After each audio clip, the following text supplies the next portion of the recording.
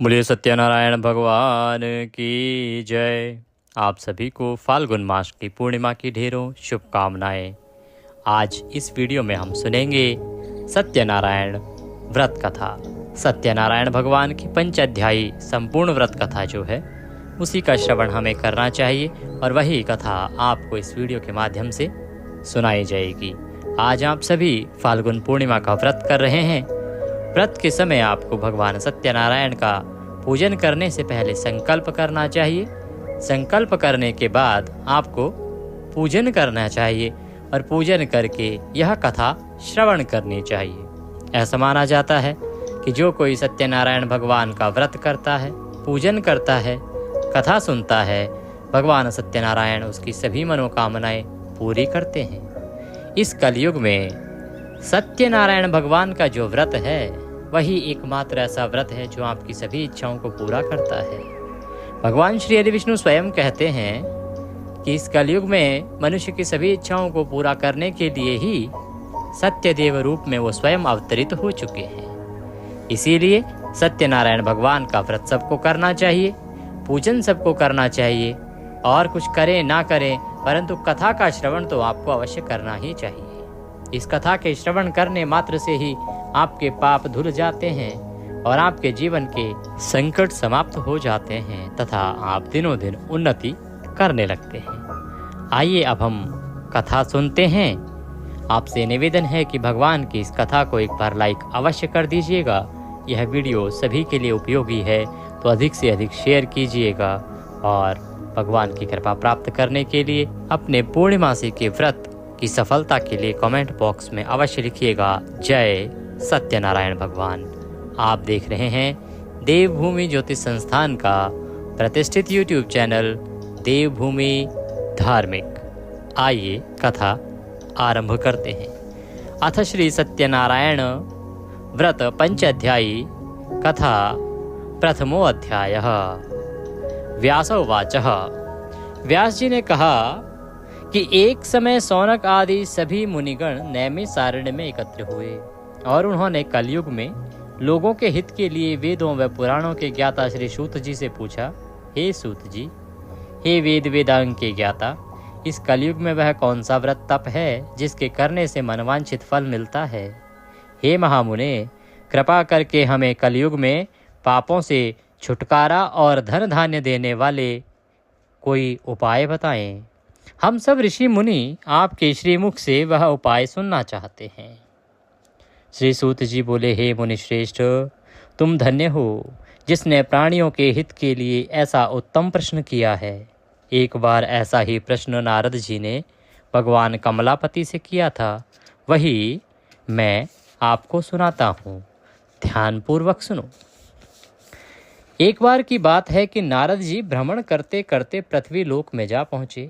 उनका यह भ्रमण तीनों लोकों के प्राणियों के परोपकार की भावना को लेकर था। पृथ्वी लोक में जाकर उन्होंने देखा कि वहाँ लोग तरह तरह के कष्ट भोग रहे हैं। वे बार बार मृत्यु को प्राप्त होते हैं और हर बार विभिन्न योनियों में जन्म लेकर अपने कर्मों अर्थात पापों का फल भोगते हैं। उन सभी दुखी प्राणियों को देखकर नारद जी सोचने लगे, इनका कष्ट किस प्रकार दूर हो, किस प्रकार इन्हें इन दुखों से मुक्ति मिले।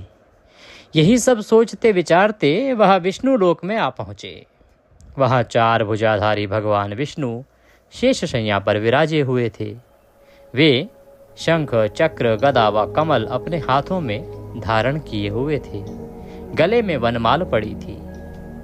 नारद जी ने मुग्ध भाव से उन्हें देखा और फिर बोले, हे श्री हरि, मन और वाणी से परे हे अनंत शक्तिधारी, मैं आपको प्रणाम करता हूँ। हे प्रभु, आपका न आदि है, न मध्य है और न ही अंत है। आप इससे सर्वथा मुक्त हैं। हे सर्वात्मा के आदि कारण, मैं आपको नमस्कार करता हूँ।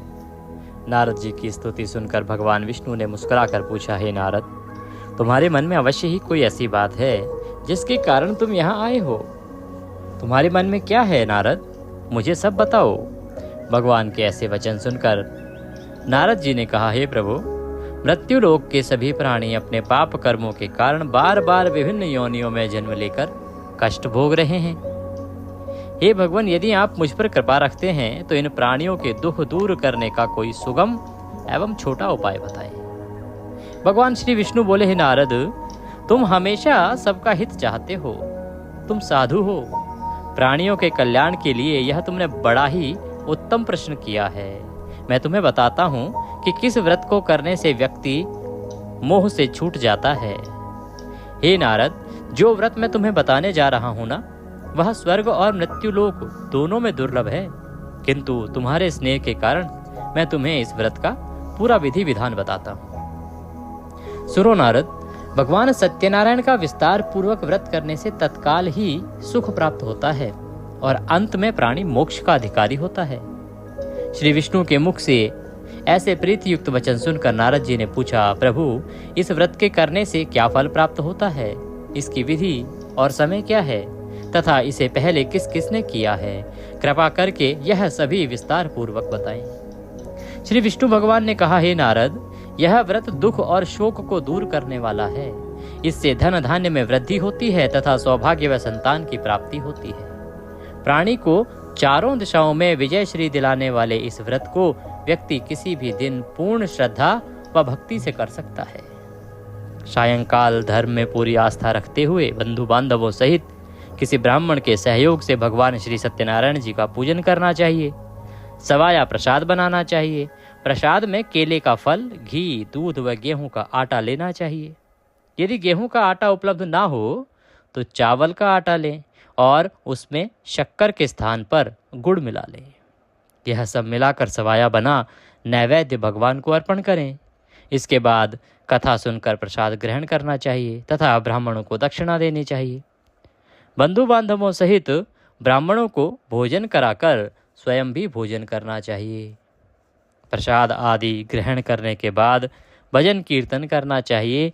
फिर भगवान सत्यनारायण का स्मरण करते हुए सभी बंधु बांधव अपने घरों को प्रस्थान करें। इस प्रकार जो भी भगवान श्री सत्यनारायण जी का व्रत पूजन करता है, उसकी सभी मनोकामनाएं अवश्य ही पूर्ण होती हैं। इस कलयुग में दुख एवं दरिद्रता से छुटकारा पाने का इससे छोटा कोई अन्य उपाय ही नहीं है। इति श्री स्कंद पुराणे रेवाखंडे सत्यनारायण व्रत कथायां प्रथमो अध्याय संपूर्णः।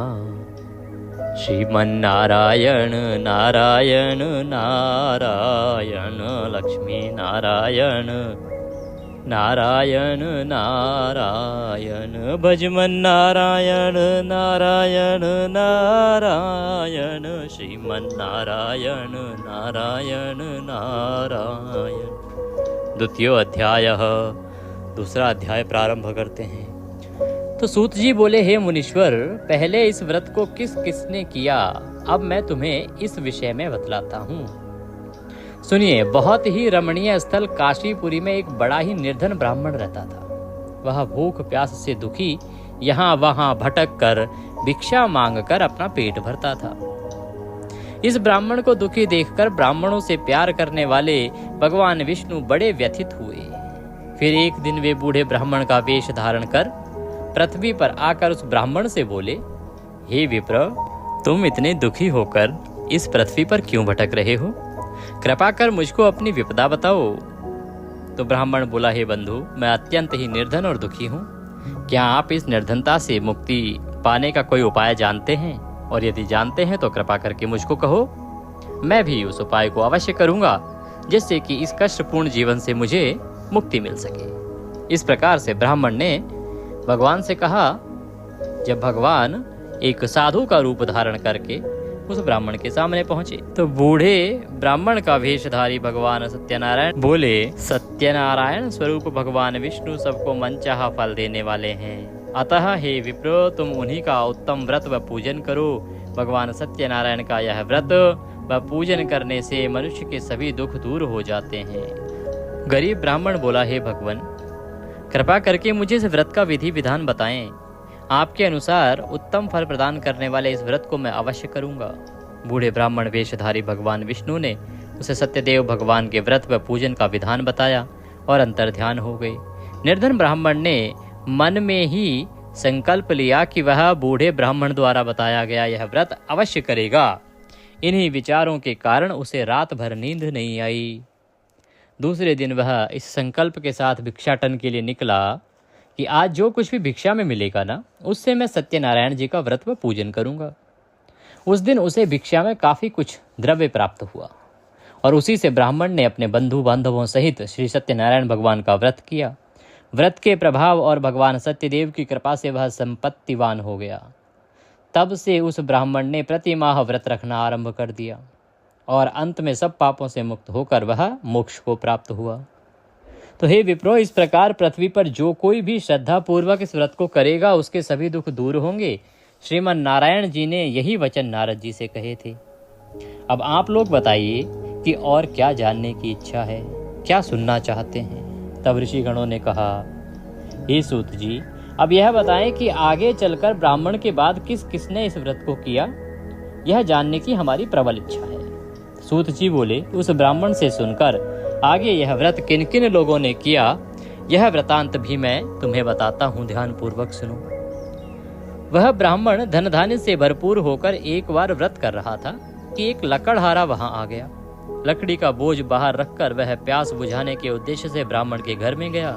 वहां उसने देखा कि वह बंधु बांधवों सहित भगवान श्री सत्यनारायण का व्रत व पूजन कर रहा था। वह सब देखकर लकड़हारे को बड़ी उत्सुकता हुई। उसने ब्राह्मण को प्रणाम करके पूछा, हे प्रभु, हे ब्राह्मण देव, आप यह किसका पूजन कर रहे हैं और इस पूजन का क्या फल है? इससे क्या फल प्राप्त होता है? कृपा करके विस्तार पूर्वक मुझसे कहिए, मैं भी इस व्रत को करूंगा।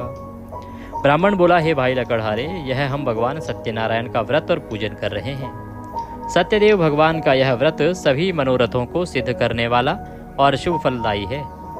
उन्हीं की कृपा से मेरे घर में यह सब धन धान्य और सुख वैभव आया है। यह जानकर लकड़हारा बहुत प्रसन्न हुआ। वह प्रसाद ग्रहण करके तथा जल पीकर बाहर आया और अपना गट्ठर उठाकर लकड़ी बेचने के लिए शहर को चल दिया। रास्ते में चलते चलते उसने सोचा कि आज यह लकड़ियां बेचकर जो भी धन प्राप्त होगा उससे मैं भी आज भगवान सत्यनारायण का व्रत व पूजन करूंगा। यह संकल्प करके वह उस बस्ती को चल दिया जहां पर नगर के अमीर लोग रहते थे। भगवान सत्यनारायण की ऐसी कृपा हुई कि उस दिन उसे लकड़ियों के दुगने दाम प्राप्त हुए, अर्थात जितने की पहले बिकती थी उससे ज्यादा, उससे दुगनी कीमत उसे प्राप्त हुई।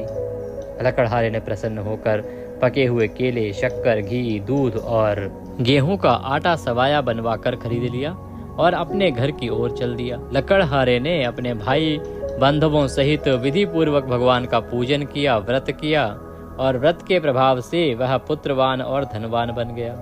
फिर इस लोक में चिरकाल तक सुख भोग कर अंत में भगवान सत्यनारायण की कृपा से उनके लोक को चल दिया। इति श्री स्कंद पुराणे देवाखंडे सत्यनारायण व्रत कथायां द्वितीयो अध्याय संपूर्णः। श्रीमन्नारायण नारायण नारायण लक्ष्मी नारायण नारायण नारायण भजमन नारायण नारायण नारायण पापी तारायण तारायण तारायण भजमन नारायण नारायण नारायण। तृतीयो अध्याय, तीसरा अध्याय आरंभ करते हैं। श्री सूत जी कहने लगे, हे मुनियों, अब मैं इससे आगे की कथा सुनाता हूँ, ध्यान पूर्वक सुनो। पूर्व काल में उल्कामुख नाम का एक बुद्धिमान राजा था। वह बड़ा ही जितेंद्रिय एवं सत्यवादी था। वह नित्य प्रति मंदिरों आदि में जाकर ब्राह्मणों को दान दक्षिणा देकर प्रसन्न रखता था। उसकी रानी बड़ी ही पतिव्रता और सुमुखी थी। एक बार वे राजा रानी भद्रशिला नदी के तट पर भगवान सत्यनारायण का व्रत कर रहे थे। उसी समय साधु नामक एक वैश्य धन धान्य से भरी अपनी नौका लेकर वहां पहुंच गया। एक वैश्य अर्थात व्यापारी जिसका नाम था साधु। तो साधु वैश्य ने नाव को किनारे पर लगाकर व्रत पूजन में व्यस्त राजा रानी को देखा। फिर उनके निकट जाकर विनय पूर्वक राजा से बोला, हे राजन, आप इतने भक्ति भाव से यह किस देवता का पूजन कर रहे हैं? कृपा करके यह सब वृतांत मुझे भी बताएं। राजा उसकी विनती सुनकर बोला, हे वैश्य, हम अपने बंधु बांधवों सहित विष्णु भगवान जैसे तेजस्वी श्री हरि सत्यनारायण जी का व्रत और पूजन कर रहे हैं। यह सब हम पुत्र आदि की प्राप्ति के लिए कर रहे हैं। राजा की बात सुनकर साधु बोला, महाराज आप कृपा करके मुझे इस व्रत के संबंध में सारा विधान बताएं ताकि मैं भी यह व्रत करूं। मेरे भी कोई संतान नहीं है, क्या इस व्रत के प्रभाव से मेरे संतान हो जाएगी? अवश्य हो जाएगी। वैश्य भगवान सत्यदेव किसी को कभी निराश नहीं करते। यह कहकर राजा ने उसे व्रत से संबंधित पूरा विधि विधान बता दिया। सब कुछ जान लेने के बाद वैश्य खुशी खुशी अपने घर चल दिया। घर पहुंचकर उसने अपनी पत्नी लीलावती को सब कुछ बताया। फिर बोला, यदि हमारे घर संतान हुई तो हम भी सत्यनारायण भगवान का व्रत करेंगे। उसकी पत्नी यह सुनकर बहुत प्रसन्न हुई। इस प्रकार दिन गुजरने लगे और कुछ समय बाद लीलावती गर्भवती हो गई। 10वें माह में उसने एक कन्या को जन्म दिया। वह कन्या चंद्र की कला की भांति दिनों दिन बढ़ने लगी। इस कन्या का नाम कलावती रखा गया। एक दिन लीलावती ने अपने पति से कहा, स्वामी आपने कहा था कि जब हमारे संतान उत्पन्न हो जाएगी तब आप भगवान सत्यनारायण का व्रत व पूजन करेंगे। अब आप अपने संकल्प के अनुसार यह कार्य क्यों नहीं करते हैं? साधु बोला, हे प्रिय, हम कन्या के विवाह के समय यह व्रत कर लेंगे। इसके बाद वैश्य पुनः अपने काम में दूसरे नगर को चला गया। इधर कन्या भगवान सत्यनारायण की कृपा से तेजी से बढ़ रही थी। एक दिन वैश्य ने अपनी पुत्री को सहेलियों के साथ विचरण करते देखा तो उसे सुधि आई कि कन्या सयानी हो गई है और अब उसका विवाह कर देना चाहिए। अतः पत्नी के विचार विमर्श करने के बाद उसने शीघ्र ही कन्या के योग्य वर तलाशने के लिए अपने दूतों को भेज दिया। वैश्य की आज्ञा पाकर दूत सर्वप्रथम सुसंपन्न कांचन नगर को चल दिए। कुछ दिनों बाद वे वहां से एक बड़े ही गुणवान और सुंदर वैश्य पुत्र को अपने साथ लेकर आए। साधु वैश्य ने अपने बंधु बांधवों सहित उसे देखा और वार्तालाप करके संतुष्ट हो गया। फिर कुछ दिन बाद उसने विधि पूर्वक अपनी कन्या का विवाह उसके साथ कर दिया। लेकिन दुर्भाग्यवश उस समय भी वह भगवान सत्यनारायण जी का व्रत और पूजन करना भूल गया। परिणाम स्वरूप श्री सत्यनारायण भगवान रुष्ट हो गए। इस प्रकार कुछ समय बीत गया। अब वैश्य ने सोचा कि व्यापार के लिए चलना चाहिए। अपने कार्य के प्रति वह सदा ही सचेत रहता था। अतः अपने जमाता को लेकर अर्थात अपने दामाद को लेकर वह व्यापार के लिए चल दिया। इस बार वह समुद्र के समीप रत्न सागर नामक सुंदर और संपन्न नगर को गया। वहां जाकर वह अपने जमाता के साथ व्यापार में व्यस्त हो गया। इस सुंदर और संपन्न नगर में राजा चंद्रकेतु का राज्य था। उस समय अपनी प्रतिज्ञा से भ्रष्ट हुए वैश्य को भगवान सत्यनारायण ने श्राप दिया कि हे वैश्य, तू घोर कष्ट को प्राप्त होगा। एक दिन राजा की संपत्ति चुराकर चोर वहां गया जहां वैश्य साधु तथा उसका जामाता ठहरे हुए थे। उसके पीछे राजा के सिपाही लगे थे। अतः डर के मारे उसने सारा राजा का चुराया हुआ धन वहीं छोड़ दिया और वहां से आलोप हो गया। उसके पीछे पीछे आए सिपाहियों ने राजा का धन वहां पड़ा देखा तो चोरी के अपराध में उन दोनों वैश्यों को बंदी बना लिया। हर्षित होकर सिपाहियों ने जाकर राजा को बताया कि महाराज, राजमहल में चोरी करने वाले 2 चोरों को हम पकड़ लाए हैं, आप देखकर आज्ञा दें। राजा ने बिना कुछ देखे भाले ही और बिना कुछ विचार किए ही आज्ञा दी कि उन दोनों को बंदी गृह में डाल दिया जाए। भगवान श्री सत्यनारायण जी की माया को कौन समझ सकता है? भगवान सत्यनारायण की माया से किसी ने भी उनकी बात को नहीं सुना और राजा चंद्रकेतु की आज्ञा से उनका सारा धन भी छीन लिया गया। उधर भगवान के शाप के कारण वैश्य की पत्नी भी बहुत दुखी होने लगी। उसके घर की सारी संपत्ति चोर ले गए और वह शरीर से रुग्ण होकर चिंतित अवस्था में अन्न के लिए घर घर भटकने लगी। पहनने ओढ़ने की क्या कहें, घर में खाने को अन्न का दाना तक नहीं रहा। और ऐसा ही हाल उसकी पुत्री कलावती का भी हुआ। एक दिन भूखी प्यासी कलावती एक ब्राह्मण के यहाँ गई जहाँ उसने भगवान सत्यनारायण जी का व्रत और पूजन होते देखा। उसने वहाँ बैठकर बड़ी श्रद्धा के साथ कथा सुनी। प्रसाद लेकर रात को अपने घर लौटी। घर आने पर उसकी माँ ने पूछा, बेटी इतनी रात को कहाँ गई थी? तेरे मन में क्या है? तो कलावती ने कहा कि माँ, मैंने एक ब्राह्मण के घर सभी मनोकामनाओं को पूर्ण करने वाले भगवान सत्यनारायण का व्रत होते देखा है। मैं भी वहीं थी और श्रद्धा पूर्वक कथा श्रवण कर रही थी। कन्या की बात सुनकर वैश्य की पत्नी को तत्काल स्मरण हो आया कि उसके पति ने व्रत करने का संकल्प लिया था किंतु आज तक व्रत नहीं किया। उसने सोचा कि संभव है इसीलिए हम पर यह कष्ट आया होगा। यह सोचकर उसने तत्काल निर्णय लिया कि अपनी पुत्री के साथ वह भी इस व्रत को करेगी। दूसरे ही दिन लीलावती ने अपने बंधु बांधवों के साथ व्रत किया और भगवान सत्यदेव से प्रार्थना की कि उसके पति व जमाता शीघ्र लौट आएं और प्रभु सत्यनारायण उनके अपराध को क्षमा करें। लीलावती द्वारा किए गए व्रत और उसकी प्रार्थना को सुनकर भगवान सत्यदेव प्रसन्न हो गए।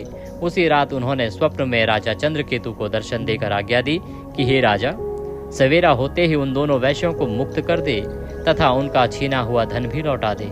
यदि ऐसा नहीं करेगा तो मैं धन और पुत्रों सहित तेरे राज्य का नाश कर दूंगा। इतना कहकर भगवान अंतर्ध्यान हो गए।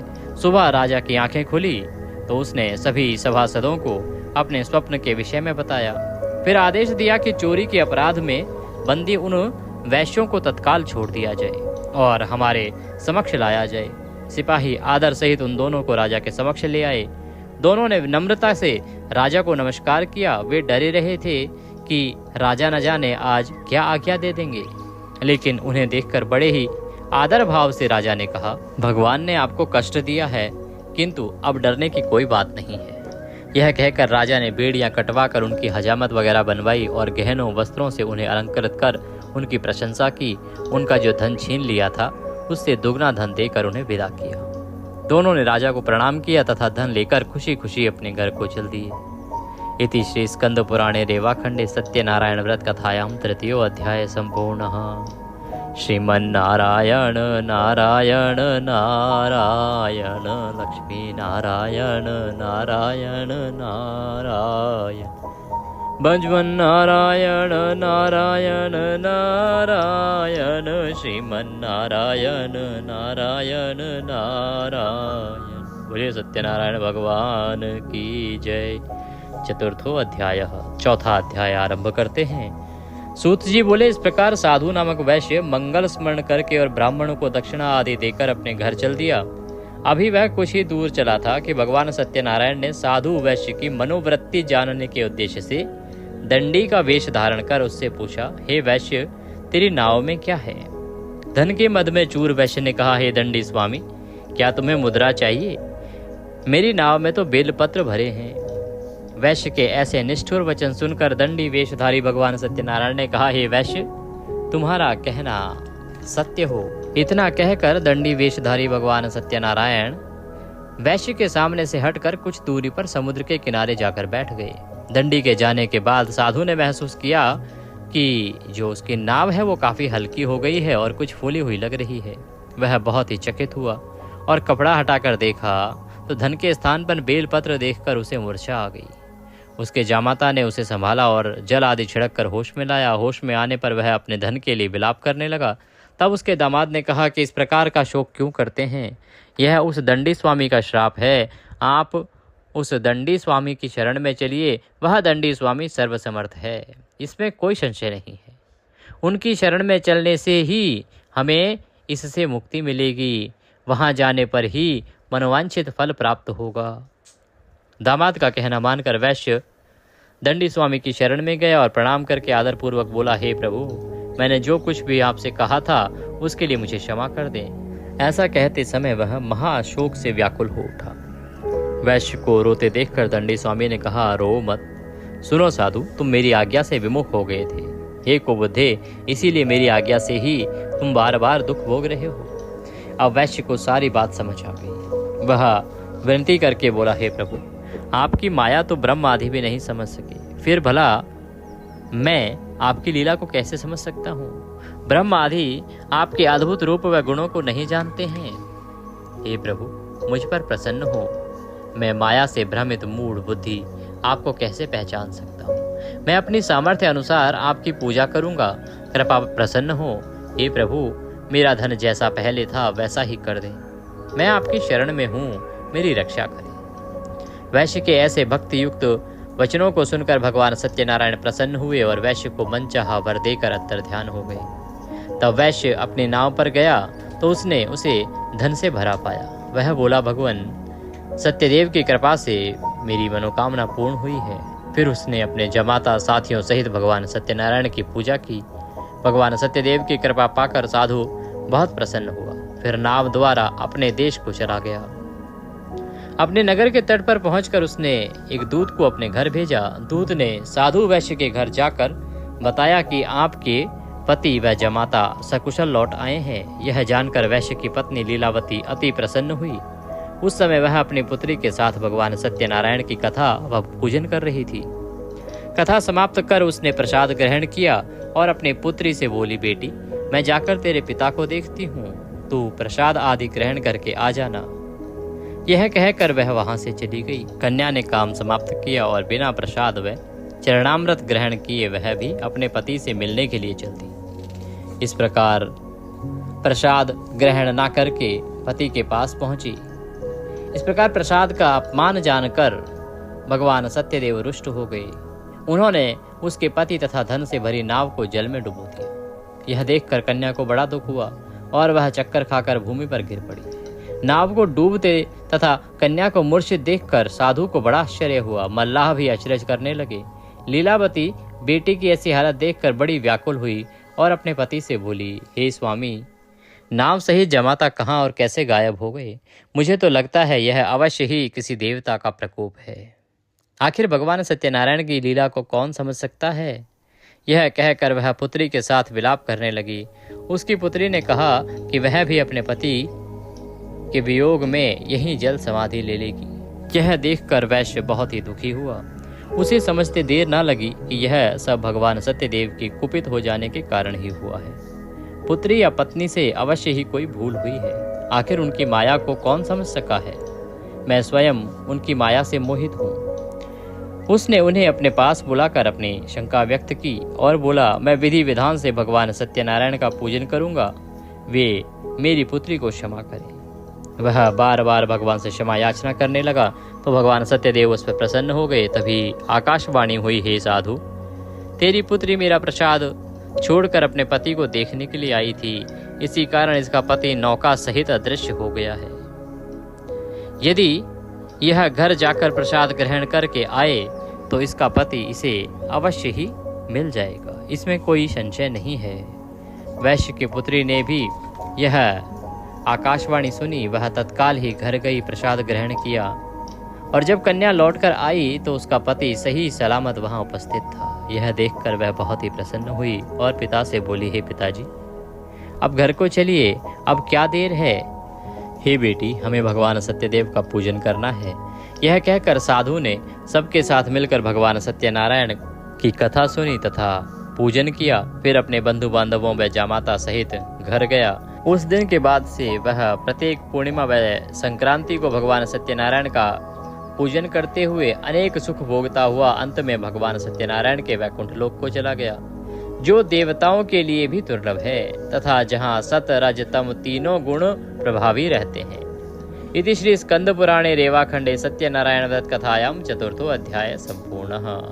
श्रीमन्नारायण नारायण नारायण लक्ष्मी नारायण नारायण नारायण भजमन नारायण नारायण नारायण पापी तारायण तारायण तारायण।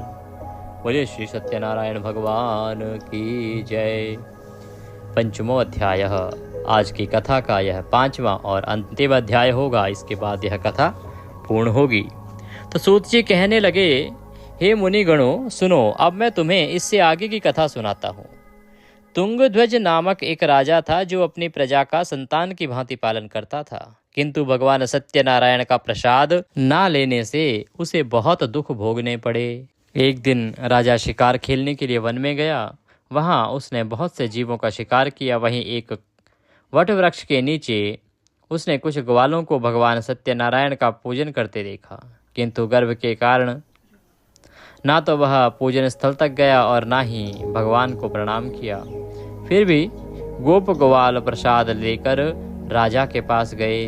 प्रसाद राजा के समीप रखकर वे पूजन स्थल को लौट गए। राजा ने प्रसाद की ओर देखा भी नहीं, जिसके कारण उसे बड़ा ही दुख भोगना पड़ा। उसके 100 पुत्र, धन धान्य व राज्य सभी कुछ नष्ट हो गया। अतः राजा वहीं पहुंचा जहां भगवान सत्यदेव का पूजन हो रहा था।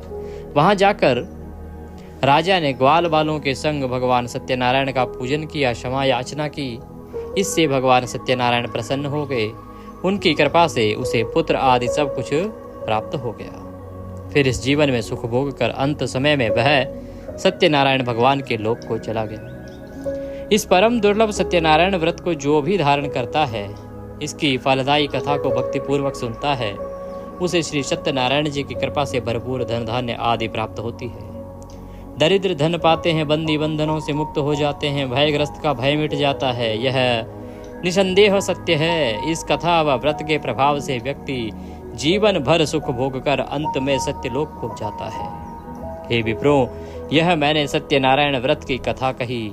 इसके प्रभाव से व्यक्ति सब बंधनों से मुक्त हो जाता है।